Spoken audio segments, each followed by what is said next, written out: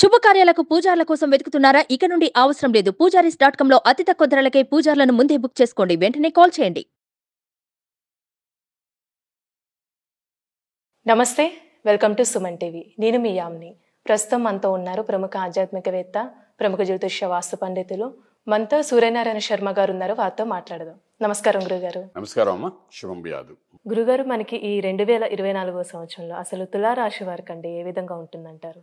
తులారాశి వారి దగ్గరికి వచ్చినప్పుడు ఏంటంటే, ఈ తులారాశిలో మనకు విశాఖ నక్షత్రం కనిపిస్తుంది, చిత్తా నక్షత్రం 3-4 పాదాలు, స్వాతి నక్షత్రం 4 పాదాలు కనిపిస్తాయమ్మా. సో ఇక్కడ ఏంటంటే, ఈ తులారాశికి మొన్నటి వరకు అర్ధాశ్రమ శని నడిచిన తర్వాత ఇప్పుడు పంచమలో శని వచ్చాడు. అలాగే మనం తీసుకుంటే సప్తమంలో బృహస్పతి గురుచండాల యోగం ఉండేను నవంబర్ 1 వరకు. ఆ తర్వాత రాహు పక్కకి జరిగాడు. దాంతో ఏంటంటే గురు యొక్క దృష్టి స్వయంగా సప్తమ భావంలో ఉన్నాడు. అదొక ప్లస్ పాయింట్ తులారాశి వారికి.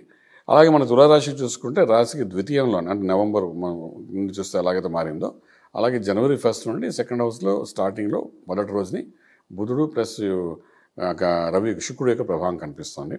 అలాగే తృతీయంలో చూసుకుంటే కుజుడు ప్లస్ రవి యొక్క ప్రభావం కనిపిస్తుంది. పంచంలో శనీశ్వరుడు, అలాగే షష్ఠ స్థానంలో రాహు, సప్తమంలో బృహస్పతి, అలాగే మనకు ఒక లాభంలో చూస్తే లాభం కాదు వ్యయంలో చూస్తే కేతు యొక్క ప్రభావం కనిపిస్తుంది. సో మనకు ఫస్ట్ హాఫ్ తీసుకుందామండి. మనకి ఏంటంటే గురుడు మిగిలిన 2 గ్రహాలు అక్కడే ఉండిపోతాయి, మారవు కాబట్టి. బృహస్పతి మే 1న మారుతున్నాడు కాబట్టి బృహస్పతి మారే వరకు మంచి మంచి నిర్ణయాలు తీసుకోవాల్సి వస్తుంది వీడు. అంటే అగ్రిమెంట్స్ ఏమైనా చేయాలంటే చేసుకోవడము వ్యాపారంలోని, అలాగే ఫిల్మ్ ఇండస్ట్రీలో ఉన్నారనుకోండి, వాళ్ళు ఏమైనా అగ్రిమెంట్స్ విత్ హీరోస్ కానీ ప్రొడ్యూసర్స్ డైరెక్టర్స్ చేసుకుని అంటే నెక్స్ట్ కమింగ్ ఒక 1 or 2 years కావాల్సిన షెడ్యూల్స్ అని తీసుకోవడం కానీ, అలాగే హీరోయిన్స్తో కలిసి కాంట్రాక్ట్స్ పెట్టుకుని మన చక్కగా ఈ సంవత్సరం ఈ ఫిల్మ్స్ వేయాలని అనుకోవడం కానీ, ఇట్లాంటివి ఏమైనా ఉన్నాయంటే ఇవన్నీ ఫస్ట్ హాఫ్లో చేసుకుంటే చాలా ఎఫెక్టివ్గా పనిచేస్తుంది అన్నమాట. అది ఇంకా ఏ నిర్ణయం ఫస్ట్ హాఫ్లో తీసుకున్నా, అది ఏ అగ్రిమెంట్ చేసినా, ఏ వ్యాపారానికి సంబంధించిన పార్ట్నర్షిప్ అగ్రిమెంట్ చేసినా, ఇవన్నీ మనకు లైఫ్ టర్నింగ్ పాయింట్ అనొచ్చండి. అంటే ఇక్కడ నుండి ఈ బృహస్పతి ఎప్పుడైతే 7వ ఇంట్లో చూస్తున్నాడో, ఫస్ట్ ఆఫ్ ఆల్ 7th ఆస్పెక్ట్లో బృహస్పతి ఉన్నాడు అంటే రాశిని చూస్తున్నాడు అంటే ఒకటి మ్యారేజ్ లైఫ్లోని ఉన్న ఇష్యూస్ అన్నీ ఒక్కసారిగా క్లియర్ చేస్తాడు. అంటే గురుడు కంటే మించిన గ్రహం లేదండి, శుభగ్రహం. సో వాడు 7వ ఇంట్లోకి వచ్చాడు. 7వ ఇంట్లోకి వచ్చాడు అంటే వైఫ్ అండ్ హస్బెండ్ రిలేషన్ని బాగా సపోర్ట్ చేస్తాడు. వాళ్ళు ఉన్న ఇబ్బందుల్ని బయట తీస్తాడు, కరెక్షన్ చేస్తాడు, చేసి మళ్ళీ అన్యోన్యంగా ఉండేటట్టు చేయడం ప్రయత్నం చేస్తాడు. సో అదొక మంచి ఆస్పెక్ట్ అన్నమాట మనకు ఈ తులారాశి జరిగేది. సో అప్పటి వరకు ఉన్న ఇష్యూస్ అన్నీ క్లియర్ అవుతాయి.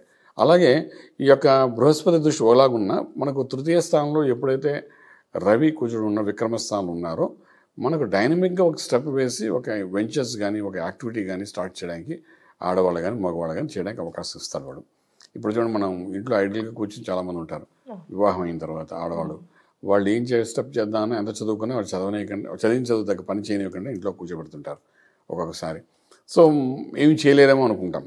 అటువంటి వాళ్ళకి తులారాశిలో ఉన్న వాళ్ళకి స్పెషల్లీ విశాఖ నక్షత్రం, మనకు స్వాతి నక్షత్రం వాళ్ళు ఉన్నారంటే వాళ్ళు ఇప్పుడు ఏదైనా ఇనిషియేట్ చేయగలిగితే వాళ్ళ పేరు మీద, అంటే ఫిజికల్గా ఇప్పుడు చాలామంది ఇంట్లో ఆడవాళ్ళు ఉంటే వాళ్ళ పేరు మీద ల్యాండ్స్ కొంటారు, వాళ్ళు ఫిజికల్ సంతకాలు పెట్టకని తప్ప ఇంక దేనికి ఉపయోగపడరు. ఏమంటే మీ పేరు మీదే కదా పెట్టామంటారు. వ్యాపారం అంతా వ్యాపారం వాళ్ళ పేరు మీద పెడితే వీళ్ళు రన్నింగ్ అంతా వీళ్ళు చేస్తుంటారు మగవాళ్ళు. అలా కాకుండా ఫిజికల్గా ఏమైనా ఇనిషియేట్ చేయగలిగితే కొత్తగా తులారాశి వాళ్ళకి అది రైట్ టైం అని చెప్పచ్చు పటం. తులారాశిలో అన్ని నక్షత్రాల వాళ్ళకి రైట్ టైం అని చెప్తాం. అది ఇక్కడ మళ్ళీ ఏంటంటే పంచమంలో శనీశ్వరుడు ఉన్నాడు కాబట్టి అది కూడా ఒక యోగంకి చెప్తాం. పంచమ స్థానం శని యోగిస్తాడు. పిల్లలు పుట్టిన వాళ్ళకి సంతాన దోషం ఉంటే అవన్నీ పోతాయి. ఈ టైంలో ప్రయత్నం చేస్తే సక్సెస్ఫుల్ అవుతారు. అలాగే కొన్ని మ్యారేజెస్ అవ్వకుండా మధ్యలో ఆగిపోయి ఎంగేజ్మెంట్ తర్వాత మధ్యలో అయిపోయిన వాటిని మనం ఇప్పుడు సమన్వయపరచుకుంటూ వెళ్ళగలిగితే ఈ ఫస్ట్ హాఫ్లో అది మళ్ళీ రీకనెక్షన్ అయ్యే అవకాశం ఉంటుంది. అలాగే లాస్ట్ 25, 30 years, 32 years, 36 years వచ్చేసి కూడా పెళ్లి కాని వాళ్ళు చాలామంది ఉంటారు. అటువంటి వాళ్ళు కూడా కొంత ఏమైనా ప్రత్యేకమైన పూజలు చేసి దానికి సంబంధించిన ఏంటి గురుబలం ఉంది కాబట్టి తులారాశి చేసి ఒకవేళ కానీ లేదంటే వాళ్ళకి ఈ టైంలో ప్రయత్నంగా చేయగలిగితే డెఫినెట్గా అది ఏదో ఒక ఆన్సర్ అనేది దొరుకుతుందన్నమాట. అంటే ఇవన్నీ మ్యారిటల్ లైఫ్కి అనేది లైఫ్లో ది బెస్ట్ లైఫ్ అన్నమాట. అంటే ఫస్ట్ హాఫ్ అంతా మన ఇండివిజువల్గా ఉన్న మొత్తం లైఫ్ ఎండింగ్ వరకు ఉండేది మ్యారిటల్ లైఫే. సో దానికి కరెక్ట్గా పునాది పడాలి. ఆ పునాది పడడానికి ఇది రైట్ టైం. ఫస్ట్ 5 monthsలో మనకు ప్లాన్ చేసుకోగలిగితే మోస్ట్ సక్సెస్ఫుల్గా ఉంటుంది చెప్తాం అన్నమాట. అదొకటి. సో అది మనకు తులారాశి వరకు ఒక positive energy from the beginning. అంటే జనవరి 1 నుండి ఆ గురుబలం ఉంటుంది కాబట్టి ఈ ఫస్ట్ 5 monthsలో వాళ్ళు ఏంటేం చేస్తారో అది సంవత్సరం అంతటికి అది కాసేస్తుంది. అని చెప్పచ్చు మేడం. గురుగారు ఇప్పుడు వ్యవసాయ రంగానికి సంబంధించి ఈ రాశి వారికి ఇయర్ ఏ విధంగా ఉంటుందండి? ఇక వ్యవసాయం అనేసరికి మనకు బేసిక్గా ఈ గురుబలం ఒకటి ఉంది కాబట్టి గోధుమలు అది పెంచడానికి బాగానే పెంచుతారు, పండించడానికి అవకాశం ఉంటుంది. అలా వ్యవసాయ క్షేత్రంలో ఒక 20 to 25% ప్రాఫిటబుల్గానే వెళ్తుంది వాళ్ళకి. అలాగే మన తీసుకుంటే పెస్టిసైడ్స్ తీసుకోండి, వాళ్ళకు కూడా లాభదాయకంగా ఉంటుంది. కెమికల్స్ సంబంధించిన వాళ్ళు లాభదాయకంగా ఉంటుంది. అలాగే steel, cement, iron, scrap, automobiles, అలాగే మనం petrol bunks, crude oil, wine shops, వీళ్ళందరికీ కూడా మనకి ఫస్ట్ స్టార్టింగ్ నుండే ఫుల్ రైజింగ్లో ఉంటే పంట బాగా పండుతుంది, రైతాంగం వాళ్ళకి సంబంధించింది. సో అన్నీ మనకు తులారాశి వారికి first half is the best for them, May first. So అది వచ్చిన దాన్ని బట్టి మనం మిగిలిన లైఫ్ అంతా 7 months లీడ్ చేయడం జరుగుతుంది కాబట్టి they are successful this year అని చెప్పచ్చు తులారాశి వాడు. పరిహారాల దగ్గరికి వచ్చినప్పుడు మనకి ఏంటంటే ఇక్కడ మనకు 5th హౌస్లో శని, 6th హౌస్లో రాహు కనిపిస్తున్నాడండి. సో మనకి ఏమంటే పిల్లల ద్వారా మనకి ఇబ్బంది ఉండదు, కానీ ఆరోగ్యం దగ్గరికి మాత్రం రాహు ఉన్నాడు.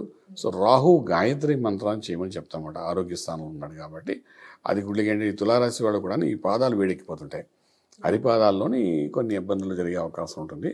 అక్కడ న్యూరో సిస్టమ్ మీద దెబ్బ కొట్టే అవకాశం ఉంటుంది. కాబట్టి రాహు గాయత్రి మంత్రాన్ని చేయడం కానీ, రాహు కాలంలో దీపారాధన పెట్టడం కానీ, అదే దీపారాధన పెడుతుంటారు కాబట్టి పెడుతూ రాహు గాయత్రి మంత్రం, దుర్గాదేవిని పూజ చేయడం కానీ, ఇలాంటివి ఏమైనా కొన్ని రెమెడీస్ చేసుకుంటే అది లైఫ్ అంతా అంటే ఈ ఏడాది అంతా కొంచెం ఎఫెక్టివ్గా కనబడుతుంది. అంటే మంగళవారం పూట రాహుకాలంలో దీపారాధన చేయాలి అని చెప్పి అంటుంటారు చాలామంది.